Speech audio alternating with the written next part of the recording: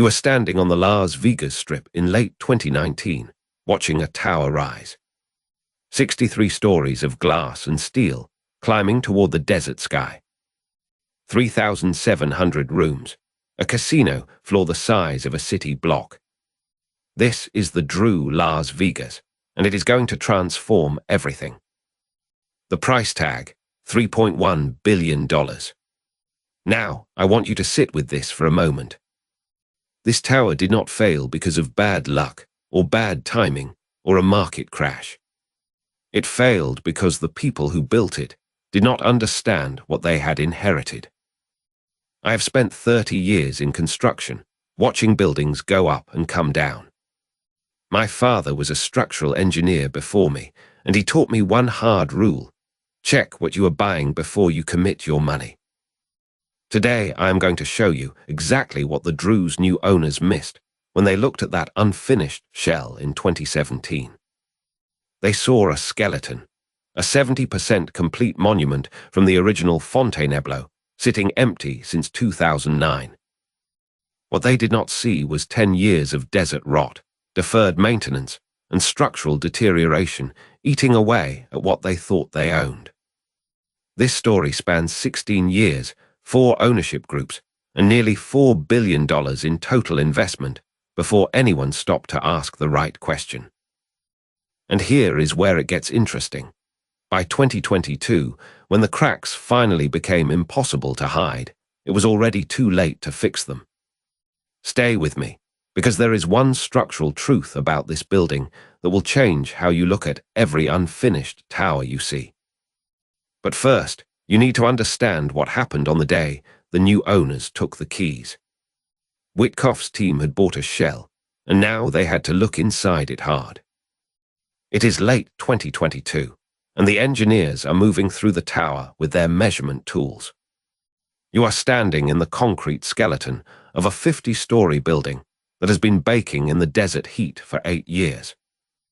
No climate control, no shade, just sun and wind on exposed rebar and uncured concrete pores. Here is what happens to concrete when it sits in the heat without protection. The surface dries too fast. The interior stays wet. The two pull in opposite directions, and the bond fails internally. Hairline cracks form where nobody can see them. Then the structure quietly weakens. I have torn into concrete like this on renovation sites, and every single time the damage runs deeper than the eye tells you. The engineers ran ultrasonic tests on the structural beams. They were getting readings that did not match the original blueprints. Rebar corrodes when water enters the concrete and never leaves. 8 years of desert moisture had done exactly that. The fireproofing materials, the spray coating that protects steel in a fire, had degraded in patches across multiple floors. Nevada code says your fireproofing cannot fall below a threshold. This concrete fell below it. Water intrusion had also compromised the mechanical, electrical, and plumbing rough-in work installed back in 2007 and 2008. Thousands of connection points, all of them embedded in concrete that had not aged as designed. The sheer height of the building, 735 feet, one of the tallest in the state, meant any structural weakness carried amplified risk for everyone inside. The assessment reports came back thick and unavoidable. The building was fundamentally broken in ways that could not be hidden from regulators. And here is where it gets interesting. The cost to fix what the engineers found was staggering. Remediation, replacement, reinforcement. The numbers climbed into the hundreds of millions just to bring the structure into compliance. The completion budget that Witkoff had calculated in 2017 was already dust. Now the lawyers and developers would have to decide who would pay for the repair. That decision, and the finger-pointing that followed it, would tear the entire project apart. Now, with the defects confirmed in late 2022, the legal machinery began turning in ways nobody could stop. You had developers, contractors, subcontractors, and the city all pointing at each other across a $275 million problem. I have seen disputes on job sites before, but this one carried a weight most projects never face. The Witkoff Group and Koch Real Estate Investments own the tower, but they had inherited 14 years of chaos.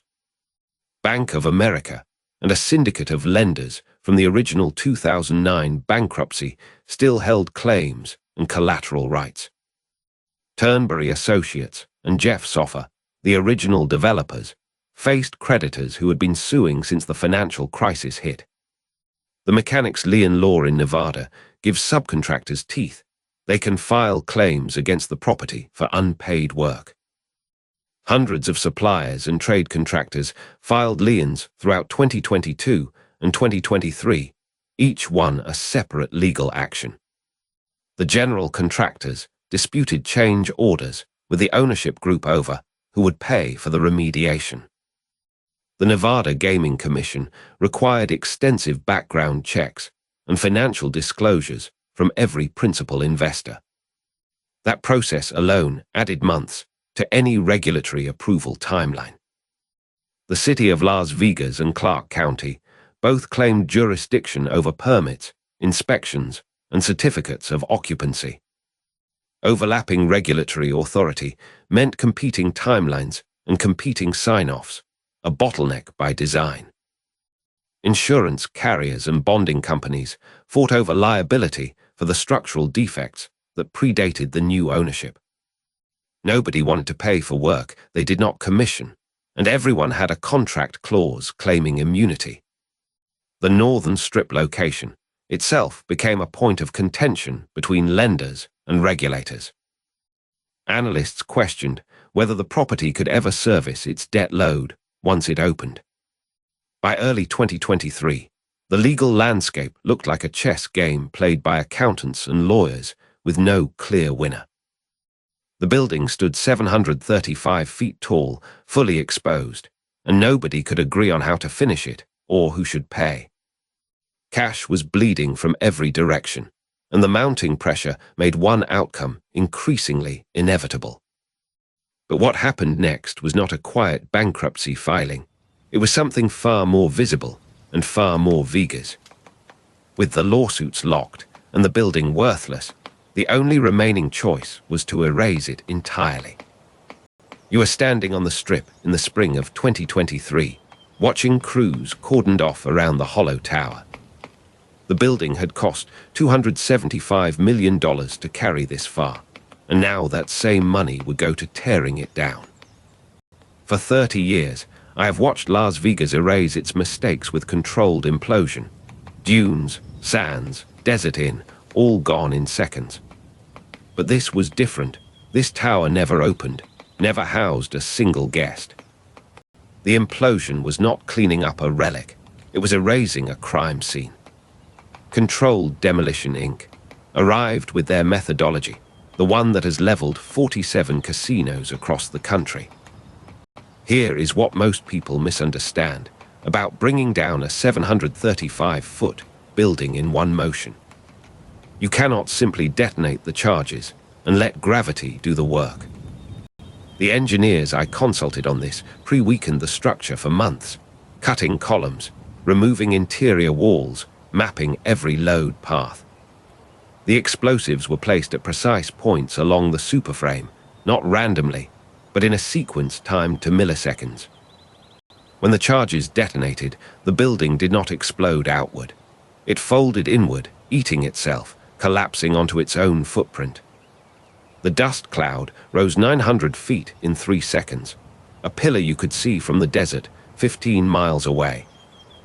The crowds watched, the cameras rolled, Las Vegas had its spectacle. But here is the part that stayed with me, and I told my team this when it was done. That building failed not because the market changed or capital ran dry. It failed because we ignored what was already broken. We inherited a decade of damage, refused to account for it, and kept building on top of rot.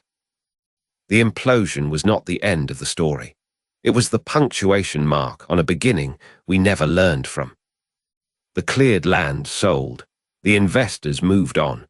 The cycle reset itself on the next project. And that is the hidden lesson of this whole sequence, from the purchase to the dust.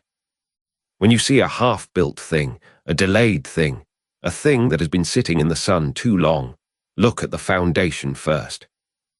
Because 10 years of heat and water will eat certainty alive, and no amount of money thrown at the top can fix what rots underneath.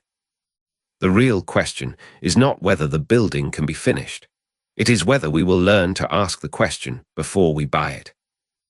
I want to know, in your work, in your projects, how many half-finished things are you standing on right now? Comment below, and I read every single one. What you do with inherited problems is the measure of a builder.